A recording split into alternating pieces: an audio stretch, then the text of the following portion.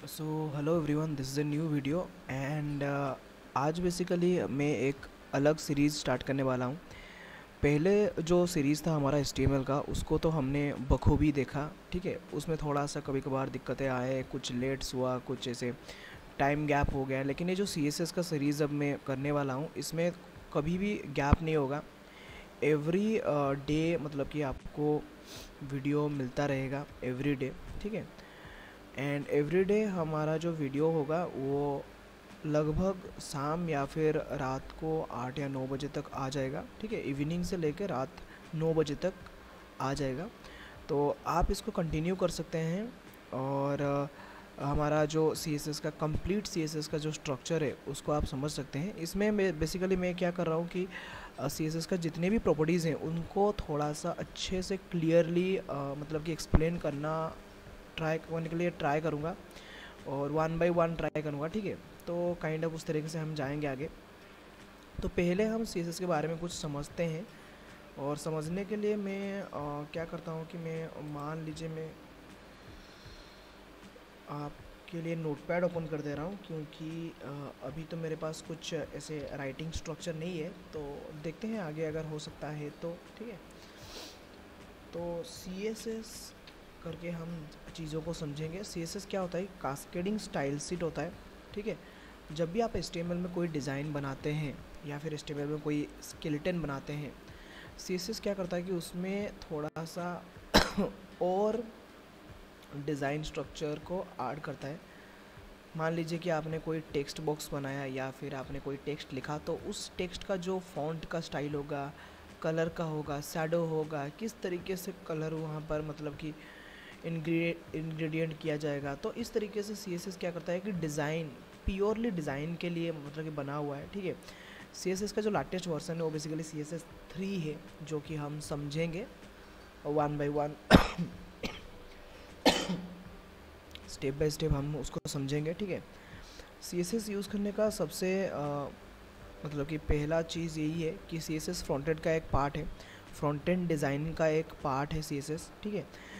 और CSS को use करके आप तरह तरह का वेबसाइट बना सकते हैं, जिसका फ्रंट एंड में बेसिकली बहुत ही अच्छा खासा आप यहाँ से मॉडिफाइड डिज़ाइनिंग वगैरह बना सकते हैं। और CSS क्या होता है कि आपको थोड़ा सा टाइम बचाने के लिए, कोई डिज़ाइन विज़ाइन बनाने के लिए टाइम बचाने के लिए हेल्प करता है, ठीक है। जल्दी लोड भी होता है CSS, ठीक है। मेंटेन करना थोड़ा सा अच्छा होता है। इस तरीके से कुछ फीचर्स है CSS के, जिसके लिए हम इसको यूज़ करते हैं ज़्यादातर। तो इसको कैसे लिखा जाता है और कैसे इसका फ़ाइल फॉर्मेट होता है, उसको चलिए हम आगे देखते हैं। तो मैं इसको क्लोज़ कर दे रहा हूँ। तो पहले हम चलते हैं हमारे फ़ोल्डर में, जो कि मैंने प्रीवियस वीडियो में आपको बताया था। जो HTML का हमने वीडियो बनाया हुआ था, लास्ट वीडियो हमारा जो फॉर्म का था, उसमें हम इंडेक्स करके एक फ़ाइल बनाए थे। तो मैं उसको डिलीट कर दे रहा हूँ बेसिकली, ठीक है। परमानेंटली डिलीट कर दे रहा हूँ, क्योंकि मुझे वो वाला जो पर्टिकुलर फ़ाइल है वो अभी नहीं चाहिए दूसरा, ठीक है। हम दूसरा बना लेंगे। तो हम फोल्डर में जाते हैं, वहाँ पर राइट क्लिक करते हैं, ओपन विद VS कोड करते हैं। तो बेसिकली मैं VS कोड में ही प्रीफर करता हूँ थोड़ा सा मतलब कि लिखने के लिए, क्योंकि यहाँ पर एमिट वगैरह होते हैं। लेकिन मैं एज ए बिगनर आपको सजेस्ट करूँगा कि आप नोटपैड में ट्राई करिए। अगर नोटपैड में थोड़ा सा अच्छा नहीं लग रहा है तो नोटपैड प्लस प्लस में ट्राई करिए, या फिर आप कुछ हद तक जा सकते हैं, दूसरे कुछ सॉफ्टवेयर्स को यूटिलाइज़ कर सकते हैं, देख सकते हैं, ठीक है।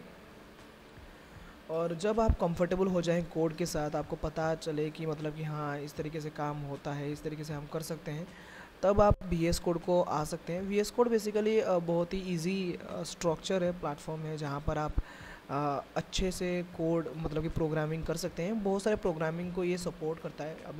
अभी के लिए तो हम HTML CSS को यूज़ कर रहे हैं, लेकिन आगे हम यहाँ से जावास्क्रिप्ट भी यूज़ करेंगे, फिर आगे हम जावा भी यूज़ करेंगे। इस तरीके से हम इस वाले चैनल में बहुत सारे कोर्सेज़ को थोड़ा सा आगे आगे डालने मतलब कि डालना चाहूँगा मैं। तो अगर आप हमारे साथ बने रहना चाहते हैं तो आप हमारे चैनल को सब्सक्राइब ज़रूर ही कीजिए।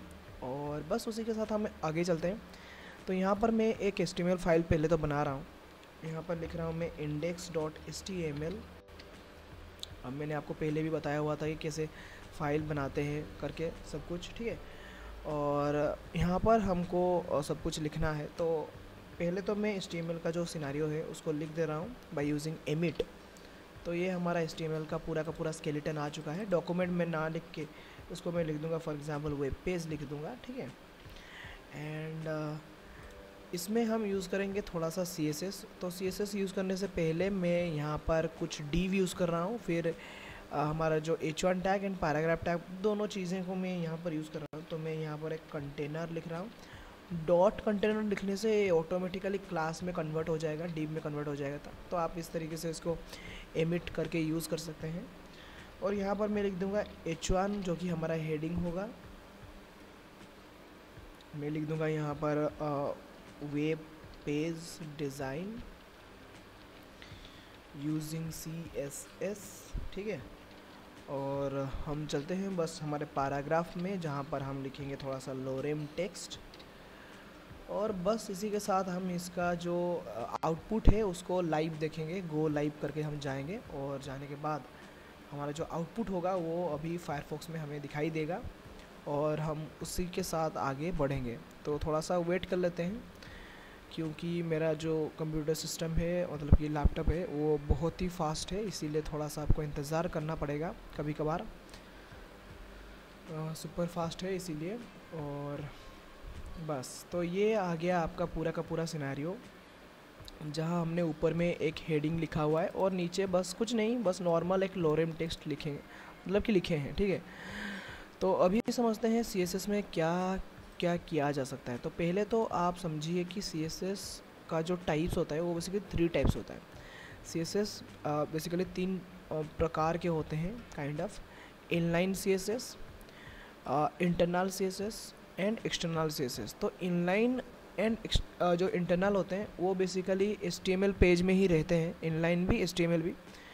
लेकिन अगर आप एक्सटर्नल CSS यूज़ करते हैं तो उसको एक अलग ही फाइल फॉर्मेट में सेव किया जाता है, ठीक है। तो पहले मैं आपको इनलाइन CSS दिखा रहा हूँ, एक एग्जांपल, छोटा सा एग्जांपल दिखेंगे। तो इनलाइन CSS के लिए मैं यहाँ पर पैराग्राफ में जा रहा हूँ, ठीक है। और मैं उस पैराग्राफ के अंदर जो P टैग स्टार्ट हुआ है वहाँ पर लिख दूँगा स्टाइल टैग। तो स्टाइल एट्रीब्यूट को यूज़ करते हुए आप क्या कर सकते हैं कि आपका जो मतलब कि CSS का प्रॉपर्टीज़ जो भी अवेलेबल है आप उनको चेंज वगैरह कर सकते हैं। मैं यहाँ पर एक सिंपल सा प्रॉपर्टी यूज़ कर रहा हूँ कलर करके, जिससे कि आपका जो फ़ॉन्ट का कलर होता है वो चेंज हो जाएगा। जैसे कि मैं यहाँ पर रेड लिख रहा हूँ, ठीक है। बस इतना ही लिख रहे हैं हम, और लिखने के बाद हम यहाँ से उसका रिजल्ट देख देंगे, मतलब कि देख लेंगे। तो आप देख सकते हैं यहाँ पर जो हमारा जो लिखावट था, पैराग्राफ का लिखावट था, वो रेड हो चुका है, ठीक है। तो ये हो गया इनलाइन CSS। पहले बात तो ये हो गया हमारा इनलाइन CSS, ठीक है। दूसरा अगर हम देखें कि हमारा जो इंटरनल CSS कैसे लिखा जाता है, तो आप काइंड ऑफ कह सकते हैं कि जैसे हम इनलाइन में स्टाइल एट्रीब्यूट को यूज़ करते हैं उसी तरीके से हम इंटरनल CSS के लिए स्टाइल टैग को यूज़ करते हैं, जो कि आपको हेड में लिखना पड़ेगा। आप यहाँ पर लिखेंगे स्टाइल, तो स्टाइल टैग हमारा रेडी हो चुका है। इसके अंदर हम जो भी पर्टिकुलर टैग या फिर जो भी हम चेंज करना चाहेंगे उसके बारे में यहाँ पर लिख सकते हैं। इसका थोड़ा सा कुछ ऐसे सीक्वेंसेस होते हैं, जैसे कि सिलेक्टर हो गया या कुछ इस तरीके से, मतलब कि चीज़ें रहते हैं। मैं आगे एक्सप्लेन करूँगा, कोई दिक्कत वाली बात नहीं है, ठीक है। पूरा का पूरा चीज़ आप मतलब कि समझेंगे, लेकिन अभी के लिए मैं यहाँ पर लिख रहा हूँ। मान लीजिए मैं हेडिंग का चेंज करना चाहता हूँ, तो मैं यहाँ पर लिख रहा हूँ हेडिंग H1, और कर्ली ब्रैकेट के अंदर मैं लिख रहा हूँ यहाँ पर कॉलर, ठीक है। और मैं इसका कलर दे दे रहा हूँ, मान लीजिए ब्लू वायलेट दे दे रहा हूँ इसका कलर। और इसका रिजल्ट आप देख सकते हैं, यहाँ पर हमारा जो हेडिंग है वो ब्लू वायलेट में आ रहा है और हमारा जो टेक्स्ट है वो बेसिकली रेड में आ रहा है। वेरी सिंपल, ठीक है। तो इस तरीके से हमने ऊपर स्टाइल टैग को यूज़ करते हुए एक चेंज किया, और नीचे मतलब कि स्टाइल एट्रीब्यूट को यूज़ करते हुए कुछ चेंजेस किया, ठीक है। तो जो एट्रीब्यूट होता है स्टाइल का उसको हम इनलाइन CSS कहते हैं, और जो टैग होता है स्टाइल का उसको हम इंटरनल CSS कहते हैं। लेकिन अगर कभी आपको ऐसा कुछ रिक्वायर्ड हो जबकि आप एक एक्सटर्नल सीएसएस यूज़ करना चाहें तो आप क्या कर सकते हैं। पहले तो आप एक्सटर्नल सीएसएस के लिए यहाँ से ऊपर से एक नया फाइल बनाएंगे, जो भी नाम आपको रखना है आपका सीएसएस का, जैसे कि मैं स्टाइल लिख रहा हूँ, और उसका एक्सटेंशन नेम लिखना है आपको CSS बेसिकली, ठीक है, CSS। और एक्सटेंशन नेम CSS लिखने के बाद आपको एंटर कर देना है, और यहाँ पर आपको कोड लिखना है जो भी आपको चाहिए। जैसे कि मैं बॉडी के बैकग्राउंड को येलो करना चाहता हूँ, तो मैं यहाँ पर बॉडी लिखूँगा, और बॉडी लिखने के बाद यहाँ से उसका जो बैकग्राउंड का कलर है, जैसे कि मैं यहाँ पर बैकग्राउंड कलर करके लिख दूँगा और येलो लिख दूँगा। आपको बताऊँगा आगे, मैं बताऊँगा कि क्या चीज़ें सब रहते हैं, ठीक है। तो मैं यहाँ पर येलो लिख दे रहा हूँ, और बस उसी के साथ हम देखते हैं कि हमारा रिजल्ट आया है क्या। लेकिन आप देख सकते हैं यहाँ पर हमारा रिजल्ट आया नहीं है। क्यों? क्योंकि हमारा जो style.css का फाइल है वो बेसिकली एक अलग फाइल है, HTML से अलग है। तो उन दोनों को हमें कनेक्ट करना पड़ेगा, और कनेक्ट करने के लिए आपको एक टैग यूज़ करना पड़ेगा हेड में, जिसको हम लिंक कहते हैं, लिंक टैग। सो लिंक के मदद से आप लिंक यहाँ पर रिलेशन टाइप, मतलब कि रेल करके स्टाइल सीट लिख सकते हैं। फिर यहाँ पर href दे के आपका जो डॉट स्लैश करके आप आपका जो नेम है उसको दे सकते हैं। और फिर आप क्या कर सकते हैं, यहाँ पर टाइप लिख सकते हैं टेक्स्ट CSS, टेक्स्ट/CSS।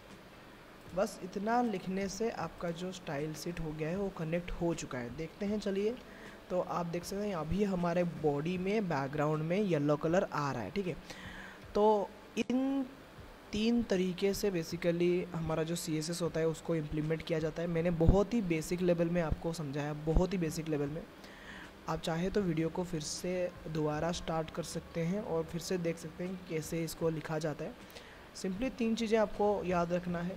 एक्सटर्नल हो गया तो उसको लिंक करना है, इंटरनल हो गया तो उसको स्टाइल टैग में लिखना है, और अगर इनलाइन हो गया तो उसको आपको स्टाइल एट्रीब्यूट में लिखना है। बस इतना है, ठीक है। और फिर उसी के साथ हम आगे बढ़ते हैं। तो आगे बेसिकली हम देखेंगे कि CSS में कैसे लिखा जाता है, मतलब उसका सिंटैक्स क्या होता है। तो सिंटैक्स जैसे कि मैंने यहाँ पर आपको बताया है, आप देख सकते हैं यहाँ पर लिखा है मैंने कि H1 लिखा है, फिर कलर लिख के यहाँ पर मैंने कुछ लिखा हुआ है, तो इसको हम सिंटैक्स कहते हैं। मैं इसको थोड़ा सा कॉपी कर लेता हूँ, और कॉपी करने के बाद मैं आपको नोटपैड में थोड़ा सा बड़े साइज़ में आपको दिखा रहा हूँ कि कैसे कुछ यहाँ से किया जाता है सब कुछ। तो मैं आपको नोटपैड ओपन करके दिखा रहा हूँ यहाँ पर। तो मान लीजिए ये हमारा हो गया सिंटैक्स, ठीक है। यहाँ पर ये जो H1 है ये बेसिकली सिलेक्टर है, इसको कहते हैं सिलेक्टर, ठीक है, इसको कहते हैं हमारा सिलेक्टर। तो H1 को हम कहते हैं सिलेक्टर।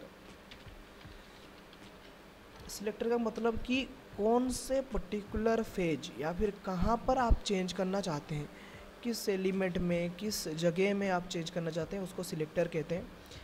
तो जैसे हमने हेडिंग 1 को सिलेक्ट किया, हम चाहे तो पैराग्राफ को सिलेक्ट कर सकते हैं, हम चाहे तो कोई लिंक को सिलेक्ट कर सकते हैं, या फिर कोई दूसरा भी हम चाहे तो सिलेक्ट कर सकते हैं, ठीक है। उसके बाद जो हमारा अंदर हो गया, देखिए जो कर्ली ब्रैकेट होता है वो बेसिकली क्या करता है कि आपका जो भी मतलब कि जो भी आप प्रॉपर्टीज़ को ऐड करेंगे उन प्रॉपर्टीज़ को बेसिकली वो ग्रुप करता है। तो कर्ली ब्रैकेट का मतलब कर्ली ब्रेसेस का काम है प्रॉपर्टीज़ को ग्रुप करना, ठीक है, प्रॉपर्टीज़ को ग्रुप करना, हम कह सकते हैं प्रॉपर्टीज़ को ग्रुप करना इसका काम है, ठीक है। फिर उसके अंदर जो लिखा हुआ है कॉलर, मतलब कि जो कॉलर से पहले लिखा हुआ है, कलर लिखा हुआ है, आप देख सकते हैं। कलर का मतलब है कि कौन सा प्रॉपर्टी, तो हम कलर प्रॉपर्टी को चेंज करते हैं। ये हो गया प्रॉपर्टी हमारा, हमने इस वाले प्रॉपर्टी को सिलेक्ट किया। उसके बाद जो ब्लू वायलेट लिखा हुआ है उसका मतलब हम वैल्यूज़ दे रहे हैं, ठीक है। जो ब्लू वायलेट हमारा सिनेरियो लिखा हुआ है उसको हम कह सकते हैं ये हमारा हो गया वैल्यू, ठीक है।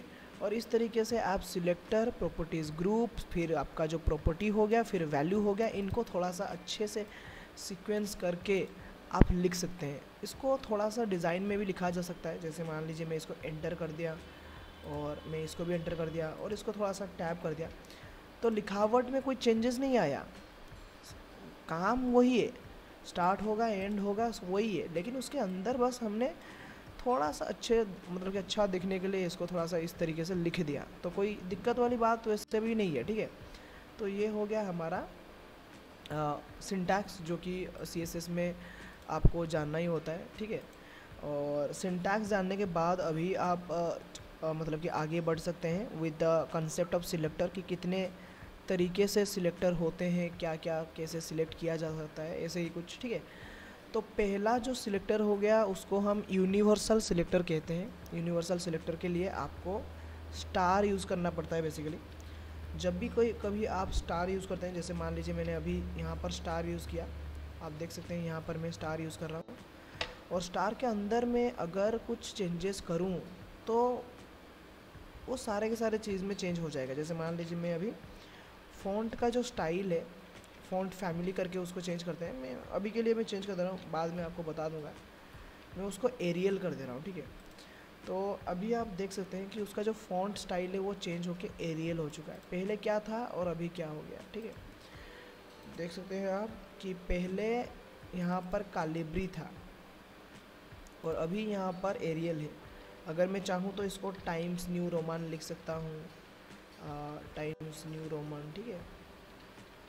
तो टाइम्स न्यू रोमान लिख सकता हूँ। इस तरीके से मैं कुछ भी मतलब कि फ़ॉन्ट के जो भी स्टाइल्स मुझे नेम पते हैं, मतलब कि पता है, उन सबको मैं यहाँ से लिख सकता हूँ। और अभी देख सकते हैं आप उसका जो फ़ॉन्ट का स्टाइल है वो चेंज हो चुका है, ठीक है।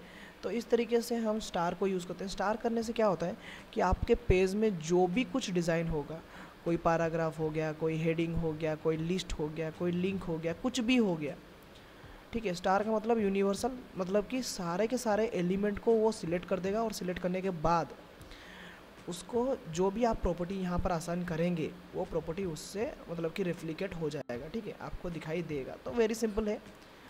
फिर दूसरा जो है, अभी हमने पहले ही मतलब कि थोड़े से पहले ही हमने यूज़ किया, जो कि H1 करके। तो H1 एक बेसिकली टैग है और इसको हम टैग सिलेक्टर कह सकते हैं, ठीक है। टैग सिलेक्ट का मतलब जो कोई भी टैग को आप यूज़ करना चाहते हैं उसका टैग का जो भी कॉन्सिक्वेंस होता है उसको आप यहाँ से लिख सकते हैं। तो टैग सिलेक्टर में होता ये है कि मान लीजिए यहाँ पर एक H1 लिखा हुआ है, फिर यहाँ पर फिर से मैंने H1 में लिखा लेट एंड ऑफ डॉक्यूमेंट मैंने लिखा, ठीक है, एंड ऑफ डॉक्यूमेंट मैंने लिखा नीचे H1 करके। तो आप देख सकते हैं ऊपर का जो सिनारियो है नीचे का भी वही सिनारियो है, सेम टू सेम, क्योंकि हमने सारे के सारे टैग को एक ही कलर देने का यहाँ पर ऊपर लिख दिया है, ठीक है। तो इस तरीके से आप देख सकते हैं। CSS को कमेंट करने के लिए आप /* एंड */ यूज़ कर सकते हैं। ये बेसिकली कमेंटिंग का एक बहुत पुराना स्ट्रक्चर है, जो कि C में भी यूज़ होता था, C++ में भी यूज़ होता था। तो आपको अगर आप प्रोग्राम में थोड़ा सा भी इंटरेस्ट हैं तो आपको पहले भी पता होगा, ठीक है। तो आप देख सकते हैं अभी हमारा क्या होगा कि जब जहाँ कहीं भी हम H1 लिखेंगे वहाँ पर हमारा जो कलर है वो चेंज हो जाएगा। तो अगर हमें कहीं पर ऐसे लगा या फिर ऐसे रिक्वायरमेंट हुआ कि अलग अलग H1 मतलब कि अलग अलग हेडिंग का, सेम हेडिंग स्ट्रक्चर का हम कुछ डिज़ाइन वगैरह अलग रखना चाहते हैं, कलर अलग रखना चाहते हैं, तो उस केस में आप क्या कर सकते हैं, आप यूज़ कर सकते हैं क्लास। तो जैसे मान लीजिए मैं H1 में जा रहा हूँ और यहाँ पर लिख रहा हूँ मैं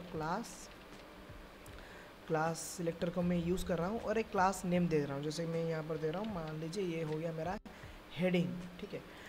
और अगर मैं इस हेडिंग का जो नेम है उसको अगर मैं सिलेक्शन में लाऊं, यहाँ पर आप देख सकते हैं कि मैंने लिखा डॉट और फिर लिखा मैंने यहाँ पर हेडिंग, ठीक है, और यहाँ पर ब्रैकेट स्टार्ट करके क्लोज़ कर दिया। और अभी मैं इसका कलर जो है वो चेंज करके लिख दूँगा, मान लीजिए मुझे चाहिए लेट ब्राउन कर दे रहा हूँ मैं, ठीक है, कोई दिक्कत वाली बात नहीं है, अभी तो हमारा चल रहा है। तो आप देख सकते हैं ऊपर का जो है ब्राउन आ रहा है, नीचे का जो है अलग आ रहा है। तो क्लास की वजह से भी आप चाहे तो चेंज कर सकते हैं, ठीक है। उसी के साथ ही साथ आप चाहे तो मतलब कि क्लास आईडी में भी चेंज कर सकते हैं। आईडी क्या होता है आपको पहले ही मैंने बताया हुआ है, आई थिंक मैंने HTML में ही बताया हुआ है कि आईडी क्या होता है। आईडी बेसिकली सबका एक यूनिक रहता है, लेकिन क्लास आप कहीं पर भी असाइन कर सकते हैं। मतलब कि एक क्लास को आप डिफ़ाइन करेंगे, उसमें जो भी प्रॉपर्टीज़ देना है आप दे दें, मतलब कि एक बार डाल देंगे और डालने के बाद आप कहीं पर भी चाहे तो उसको यूज़ कर सकते हैं। ये हो गया सिनारियो, ठीक है। तो मान लीजिए कि यहाँ पर जो पैराग्राफ है उसमें मैं एक आईडी दे रहा हूँ। मान लीजिए मैं यहाँ पर एक आईडी दे रहा हूँ और आईडी का नेम मैं लिख रहा हूँ यहाँ पर, मान लीजिए कि पैराग्राफ में यहाँ पर पारा लिख रहा हूँ, ठीक है। तो और इस पारा को हम यहाँ से एक्सेस करेंगे।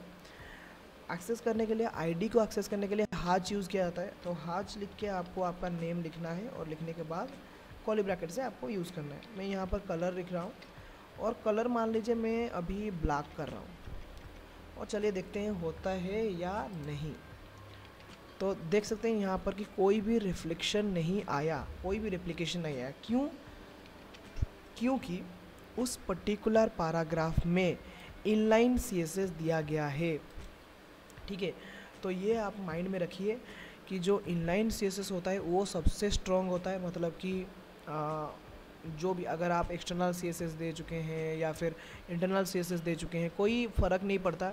इनलाइन CSS दिया गया है मतलब वही CSS ही एग्जीक्यूट होगा, ये रूल है बेसिकली।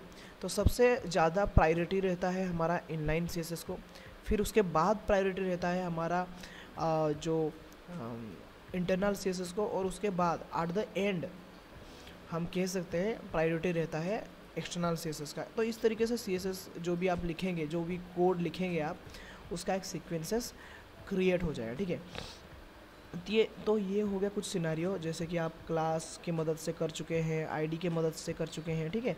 तो इस तरीके से आप सिलेक्शन कर सकते हैं। और आप चाहे तो एट्रीब्यूट को लेके भी सिलेक्ट कर सकते हैं। एट्रीब्यूट मान लीजिए कि कहीं पर कुछ एट्रीब्यूट दिया गया है तो आप उसको भी लेके सिलेक्ट कर सकते हैं। जैसे इनपुट का अगर कोई बॉक्स बनाते हैं आप, जैसे मान लीजिए मैंने यहाँ पर एक इनपुट का बॉक्स बनाया और उसको मैं टेक्स्ट बॉक्स एक बनाता हूँ, ठीक है। टेक्स्ट बॉक्स बनाता हूँ और उसका जो नेम है मैं यहाँ पर लिख दे रहा हूँ, नेम करके लिख दे रहा हूँ। आईडी में लिख दे रहा हूँ नेम, और इसमें प्लेस होल्डर में दे रहा हूँ मान लीजिए एंटर योर नेम। और मैं चाहता हूँ कि उसमें कुछ चेंजेस वगैरह आए तो आप इसको चेंज कर सकते हैं। पहले तो देख लेते हैं, ये हमारा आ रहा है एंटर योर नेम करके, ठीक है। अगर मुझे इसको चेंज करना है और ऊपर में जाऊँ और यहाँ पर मैं लिखूँ, सिर्फ इनपुट लिख दूँ, और इनपुट लिखने के बाद अगर मैं इसका जो कलर है उसको चेंज करके लिख दूँगा मान लीजिए रेड, तो कोई भी फ़र्क नहीं पड़ेगा। यहाँ पर आप देख सकते हैं, यहाँ पर थोड़ा सा फ़र्क पड़ रहा है, ठीक है, और रेड आ चुका है। तो जितने भी इनपुट होंगे, मतलब कि मान लीजिए आप टेक्स्ट बॉक्स का कर रहे हैं, फ़ोन नंबर का कर रहे हैं, सारे के सारे जो भी इनपुट्स होंगे सब कुछ रेड हो जाएंगे, सब कुछ।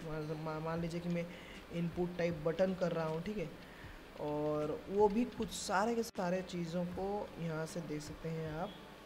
सब्सक्राइब करके हम लिख रहे हैं और यहाँ पर देख सकते हैं इसका भी जो कलर है वो रेड हो चुका है। तो सारे के सारे जो भी कलर है वो सारे के सारे यहाँ पर रेड हो चुके हैं क्योंकि हमने इनपुट टैग को डायरेक्टली दे दिया, ठीक है। लेकिन मान लीजिए कि आप चाहते हैं कुछ इस तरीके से कि जो टेक्स्ट है उसका जो अंदर लिखावट है वो ही रेड हो, तो हम यहाँ पर इनपुट करेंगे और हम यहाँ पर स्क्वायर ब्रैकेट को स्टार्ट करके लिख देंगे टाइप इज इक्वल टू, जो हमारा इनपुट का जो टाइप है वो यहाँ पर टेक्स्ट है।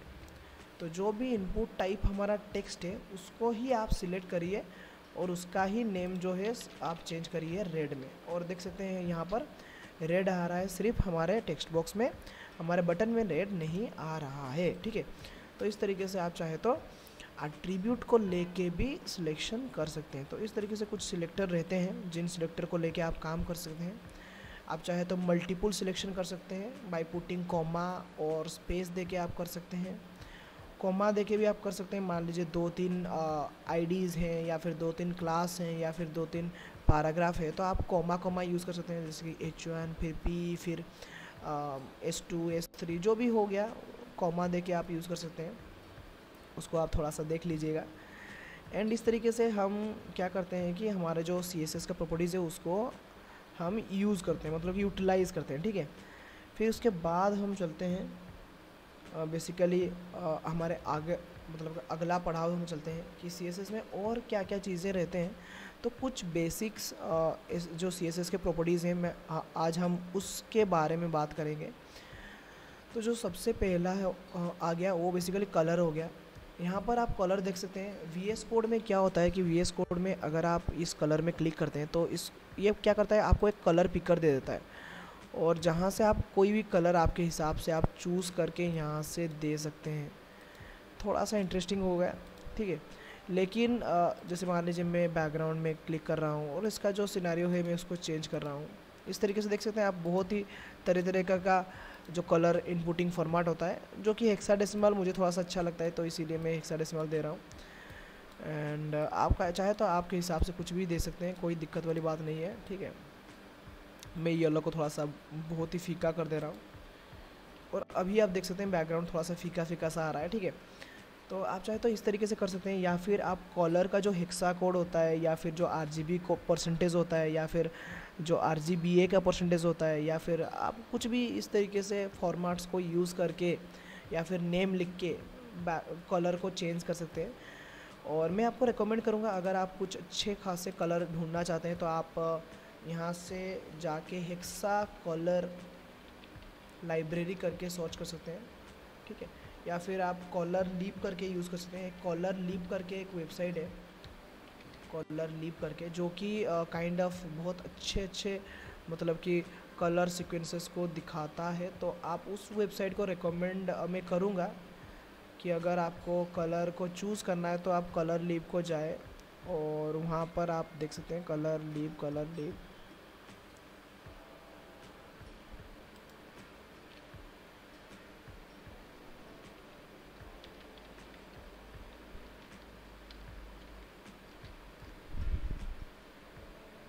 यहाँ पर नहीं आ रहा है, ठीक है, कोई थोड़ा सा दिक्कत वगैरह आ रहा है, शायद कॉलर लीब LB होता है शायद, है। चलिए, कोई दिक्कत वाली बात नहीं है। तो यहाँ पर तो बहुत सारे हैं, जैसे कि दो सुपर फास्ट कॉलर पैलेट्स, क्या जो भी है, आप यहाँ पर जाएं और क्लिक करें कोई भी वेबसाइट जहाँ पर अच्छे अच्छे कलर कंसिक्वेंसेस मिलेंगे, और वहाँ से जाके आप थोड़ा सा उसको जनरेट वगैरह करिए। जैसे यहाँ पर एक वेबसाइट मैंने ओपन किया, COOLORS, मतलब कि coolors.co, और इस वेबसाइट में वो क्या करता है कि आपको जो कलर कंसिक्वेंस है वो जेनरेट करके देता है शायद ही, ठीक है। हाँ, तो ये देख सकते हैं आप, यहाँ पर कुछ कलर कंसिक्वेंसेस प्लेट सब यहाँ से जनरेट करके वो देता है, ठीक है। मैं यहाँ पर एक्सेप्ट कर रहा हूँ, और यहाँ पर स्टार्ट द जनरेटर को यहाँ पर मैं क्लिक कर रहा हूँ, और ये बेसिकली जनरेट हो रहा है अभी। मैं इस जो पर्टिकुलर वेबसाइट है उसको मैं दे दूँगा, तो यहाँ पर देख सकते हैं एक यहाँ पर चल रहा है, ठीक है। मैं यहाँ से क्लोज़ कर दे रहा हूँ, और आप देख सकते हैं यहाँ पर कुछ आ रहा है, ठीक है।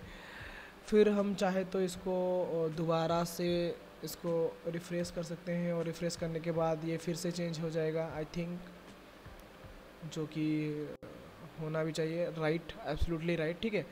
तो इस तरीके से आप कलर कंसिक्वेंस को मतलब कि देख सकते हैं, और उनको यूज़ कर सकते हैं आपके वेबसाइट में इंटरेस्टिंग दिखने के लिए, क्योंकि कलर एक बहुत अच्छा चीज़ होता है जो कि चाहिए, ठीक है। तो ये हो गया कलर का सिनेरियो, कैसे आप कलर को एडजस्ट करें, कैसे आप कलर को यूज़ करें, वो सब सिनेरियो हो गया, ठीक है।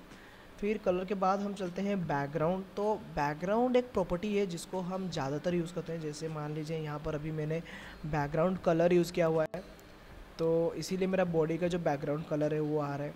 लेकिन अगर मान लीजिए आप बैकग्राउंड में कोई इमेज रखना चाहते हैं तो कलर यूज़ नहीं हो पाएगा, आपको उसके जगह में यूज़ करना होगा बैकग्राउंड इमेज करके एक ऑप्शन है, आपको उसको यूज़ करना पड़ेगा, और बैकग्राउंड इमेज करके आपको URL देना पड़ेगा, ठीक है।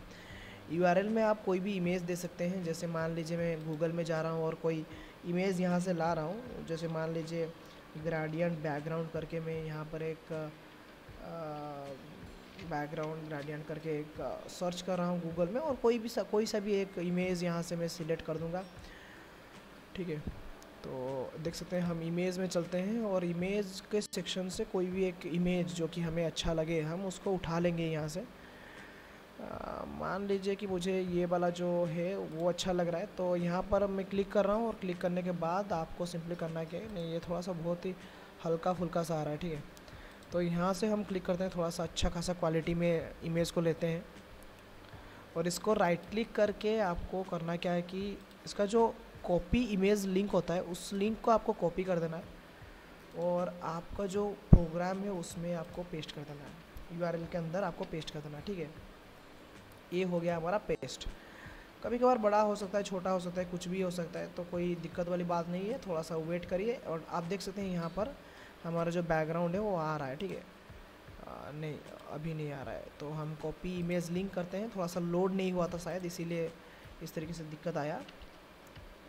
हाँ, तो अभी हमारा जो इमेज है वो अच्छे से लोड हो चुका है, इसीलिए इस तरीके से आ रहा है।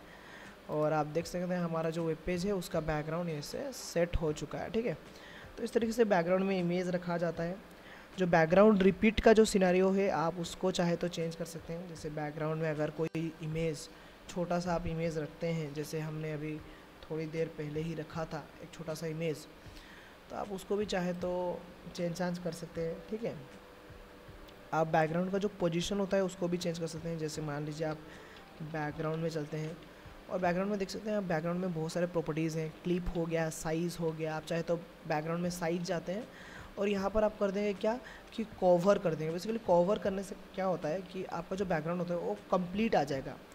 पहले क्या हो रहा था कि हमारा जो इस साइड का जो इमेज है वो मतलब कि हमारे डॉक्यूमेंट से बाहर चला जा रहा था, ठीक है, क्योंकि इमेज बहुत बड़ा है ऑब्वियसली, ठीक है, तो इसलिए वो बाहर चला जा रहा था। लेकिन अभी वो फिर से अंदर आ चुका है, ठीक है।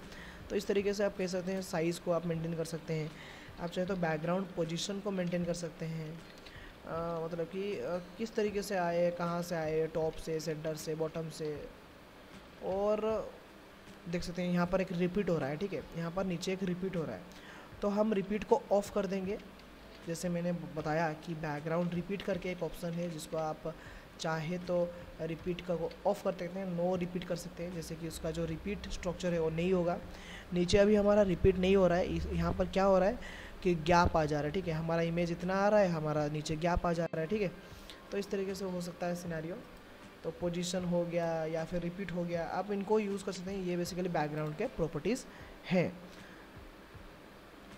बैकग्राउंड प्रॉपर्टीज़ के बाद हम आगे चलते हैं फ़ॉन्ट के रिगार्डिंग कि फ़ॉन्ट क्या होता है, किस तरीके से काम करता है, क्या नहीं, ठीक है। तो फ़ॉन्ट में मैं पहले तो आपको लेके जाऊंगा कि हमारे पास क्या अभी अवेलेबल है लिखावट। तो यहाँ पर जो एंड ऑफ द डॉक्यूमेंट लिखा हुआ है मैं उसको थोड़ा सा चेंज करूँगा। तो नीचे का जो डॉक्यूमेंट है वो बेसिकली H1 है, ऊपर का भी वही है, चलेगा, कोई दिक्कत वाली बात नहीं है। हम H1 को डायरेक्टली चेंज करते हैं, ऊपर नीचे सब कुछ चेंज हो जाए। तो पहला हो गया फ़ॉन्ट फैमिली, ठीक है। आप फ़ॉन्ट फैमिली में कोई भी फ़ॉन्ट यूज़ कर सकते हैं। जो भी आप फ़ॉन्ट डाउनलोड किए हुए हैं सब कुछ आप यहाँ से यूज़ कर सकते हैं। इवन इफ आप चाहे तो ऑनलाइन से भी कोई फ़ॉन्ट को डाउनलोड कर सकते हैं। यहाँ पर देख सकते हैं कुछ फ़ॉन्ट इस तरीके से आ रहे हैं। अगर आपको गूगल में कोई फ़ॉन्ट लाना है गूगल से तो भी आप यहाँ से कर सकते हैं। गूगल में जाएं और यहाँ पर लिखिए गूगल फ़ॉन्ट, ठीक है। आप सिंपली आपको गूगल में जाके सर्च करना पड़ेगा गूगल फ़ॉन्ट करके। और जब आप गूगल फ़ॉन्ट करके सर्च कर देंगे, करने के बाद बेसिकली एक वेबसाइट ओपन होगा आपके लिए जहाँ पर गूगल की तरफ से फ्री में बहुत सारे फ़ॉन्ट्स हैं जिनको आप आपके वेबसाइट में बना सकते हैं, मतलब ये यूज़ कर सकते हैं। यहाँ पर देख सकते हैं आप, यहाँ पर fonts.google.com है। यहाँ पर आपको सिंपली वहाँ पर क्लिक करना है और क्लिक करने के बाद आपको बहुत सारे फ़ॉन्ट्स यहाँ से मिल जाएंगे जिन फ़ॉन्ट्स को आप यहाँ से यूज़ कर सकते हैं। लिखावट भी यहाँ पर है and APIs for using the fonts via CSS and Android. जहाँ पर भी आप यूज़ करना चाहते हैं उसको आप यूज़ कर सकते हैं, लिखावट है, ठीक है। तो हम यहाँ पर फीचर कलेक्शन में क्लिक करते हैं, जो कि थोड़ा सा हमारा लेट वगैरह हो रहा है, कोई दिक्कत नहीं है। हम ओपन लिंक कर देंगे, थोड़ा सा जल्दी आ जाएगा शायद। हाँ, तो गूगल फ़ॉन्ट हमारा आ चुका है। यहाँ पर बहुत सारे फ़ॉन्ट्स दिखाई देते हैं, आप जो भी फ़ॉन्ट रखना चाहते हैं यहाँ से रख सकते हैं। जैसे कि अभी तो कुछ किया, मतलब सिलेक्ट हो चुका है। यहाँ पर मैं इसको रिमूव कर दूँगा, ठीक है। और यहाँ पर आप देख सकते हैं डिफरेंट डिफरेंट डिज़ाइन के फ़ॉन्ट्स हैं। आप जो भी डिज़ाइन के फ़ॉन्ट्स चाहते हैं उनको आप यहाँ से सिलेक्ट करिए, और सिलेक्ट करने के बाद बेसिकली आपको जो फ़ॉन्ट का सेक्शन है वहाँ पर जाना है।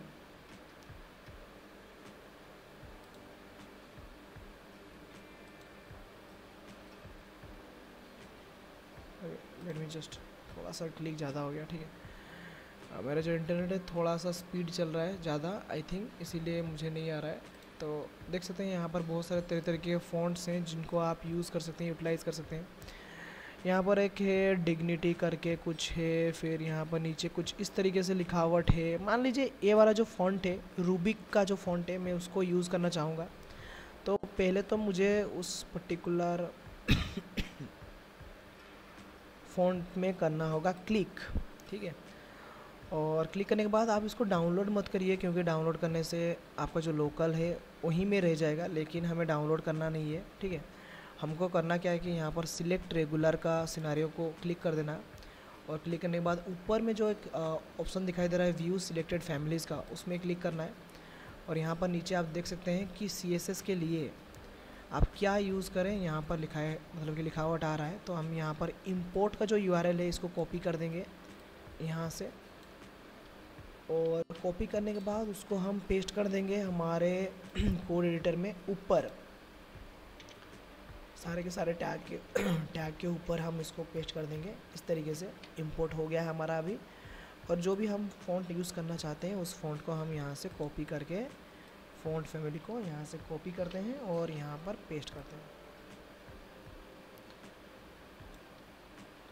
और अभी आप देख सकते हैं कि हमारा जो फ़ॉन्ट है वो चेंज हो चुका है डिज़ाइन, ठीक है। और देख सकते हैं यहाँ पर हमारा web page design using CSS कमाल का आ रहा है, ठीक है। तो आप इस तरीके से डिज़ाइन को कर सकते हैं, फ़ॉन्ट को चेंज कर सकते हैं। फ़ॉन्ट का जो स्टाइल होता है आप उसको चेंज कर सकते हैं, बोल्ड, इटैलिक, अंडरलाइन कर सकते हैं। तो फ़ॉन्ट में आप चाहे तो फ़ॉन्ट को यूज़ करके फ़ॉन्ट का जो स्टाइल होता है उसको यहाँ से इटैलिक या फिर नॉर्मल सब कुछ कर सकते हैं। बाय डिफ़ॉल्ट तो नॉर्मल होता है, लेकिन मैं इटैलिक अगर कर दूँगा थोड़ा सा, तो ये थोड़ा सा इस तरीके से आएगा, ठीक है। फिर फ़ॉन्ट वेरिएंट होता है, इस तरीके से फ़ॉन्ट वेरिएंट में आप जा सकते हैं, वेरिएंट। और यहाँ पर नॉर्मल हो गया, कैप्ट मतलब कि कैपिटल हो गया, या फिर अपर केस लोअर केस हो गया, ठीक है, स्मॉल कैपिटल मिलके हो गया, इस तरीके से कुछ लिखावट आ जाता है। तो आप इसको भी थोड़ा सा चेक कर सकते हैं। फिर वेरिएंट के बाद आप यूज़ कर सकते हैं font weight. Basically font weight क्या करता है कि उसका जो थिकनेस है, जैसे कि बोल्ड होता है हमारा, उसको घटाता है या फिर बढ़ाता है। जैसे मैं यहाँ पर बोल्ड कर रहा हूँ तो थोड़ा सा मोटा आ रहा है, और अगर मैं इसको थोड़ा सा छोटा कर दूँगा, जैसे मैं इसको 100 लिख दूँगा, तो ये क्या होगा कि इस तरीके से थोड़ा सा छोटा आ जाएगा, ठीक है। तो काइंड ऑफ ऐसे ये हो गया हमारा सिनारियो। इस तरीके से किया जाता है सब कुछ। फ़ॉन्ट वेट को इस तरीके से यूज़ करें। फ़ॉन्ट साइज़ भी है एक अवेलेबल है, आप चाहे तो फ़ॉन्ट साइज़ को मतलब कि बढ़ा सकते हैं या फिर छोटा कर सकते हैं, लार्जर या फिर स्मॉल, या फिर आप चाहे तो पिक्सल में दे सकते हैं, ठीक है। ये छोटा हो गया हमारा, ठीक है, उसको छोटा बड़ा आप कर सकते हैं अच्छे से। और ये हो गया कुछ फ़ॉन्ट के प्रॉपर्टीज़ जो कि आप ज़्यादातर यूज़ करने वाले हैं या फिर कर सकते हैं, ठीक है। तो बैकग्राउंड प्रॉपर्टीज़ हो गया हमारा, फ़ॉन्ट के रिलेटेड प्रॉपर्टीज़ हो गया, ठीक है। और फिर हम नेक्स्ट, मतलब कि हमारा जो नेक्स्ट वीडियो होगा, ये वीडियो तो थोड़ा सा ज़्यादा बड़ा हो गया, क्योंकि यहाँ पर हमने बेसिक से सारा का सारा जो चीज़ें हैं सब कुछ हमने एक्सप्लेन किया हुआ है। इसके बाद जो हमारा वीडियो आएगा वहाँ पर हम सब कुछ एक्सप्लेन करेंगे, लेकिन हमारे प्रैक्टिस के साथ आगे बढ़ेंगे, ठीक है। यहाँ से ही हम आगे बढ़ेंगे। तो मैं इसको अभी के लिए बंद कर रहा हूँ, और अभी के लिए मैं इन दोनों चीज़ों को बंद कर दे रहा हूँ, ठीक है। कोई दिक्कत वाली बात नहीं है, ठीक है। और बस आज के लिए इतना ही। इसको थोड़ा सा करिए, प्रैक्टिस करिए, कुछ फ़ॉन्ट वगैरह को यूज़ करिए, और कुछ इस तरीके से स्टोरी के जैसे कुछ बनाइए पेज, जहाँ पर एक स्टोरी का हेडिंग होगा, वहाँ उसके अंदर कुछ लिखावट होगा, उस तरीके से कुछ डिज़ाइन बनाने के लिए कोशिश करिए, कलर को लेके, बैकग्राउंड कलर या फिर इमेज को लेके, और जो कि बहुत ही अच्छा हो सकता है, ठीक है। तो बस आज के लिए इतना ही। अगर आपको इस वाले वीडियो में थोड़ा सा भी कुछ इंटरेस्टिंग फैक्ट जानने को मिला तो फिर आप लाइक कर सकते हैं या फिर सब्सक्राइब कर सकते हैं हमें, ठीक है। और हमारा जो CSS का सीरीज़ है अभी रेगुलरली आने वाला है, अपलोड होने वाला है, तो बेल आइकन दबा के रखिए जैसे कि आप कंटिन्यूसली जान सकते हैं, ठीक है। सो बस इसी के साथ हम आज के वीडियो को समाप्त करते हैं। Thank you.